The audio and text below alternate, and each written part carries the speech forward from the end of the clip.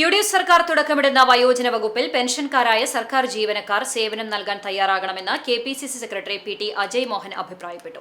KSSPA Kunnamkulam നിയോജക മണ്ഡലം കമ്മിറ്റിയുടെ നേതൃത്വത്തിൽ രാജീവ് ഗാന്ധി ടൗൺ ഹാളിൽ സംഘടിപ്പിച്ച ഓണാഘോഷവും പുതിയ അംഗങ്ങൾക്കുള്ള സ്വീകരണവും ഉദ്ഘാടനം ചെയ്ത് സംസാരിക്കുകയായിരുന്നു അദ്ദേഹം. പെൻഷൻകാർക്ക് 2026 ജനുവരി മുതലുള്ള ക്ഷാമാശ്വാസം ലഭിക്കുമെന്നും കഴിഞ്ഞ 10 വർഷമായി നഷ്ടപ്പെട്ട ആനുകൂല്യങ്ങൾ ലഭ്യമാക്കാൻ ശക്തമായ ശ്രമങ്ങൾ നടത്തുമെന്നും അദ്ദേഹം കൂട്ടിച്ചേർത്തു. നിയോജക മണ്ഡലം പ്രസിഡന്റ് M. ഹരിദാസൻ ചടങ്ങിൽ അധ്യക്ഷത വഹിച്ചു. സംഘടനയിലേക്ക് പുതുതായി കടന്നുവന്ന 65 അംഗങ്ങൾക്ക് ചടങ്ങിൽ ഊഷ്മളമായ സ്വീകരണം നൽകി. Secretary A.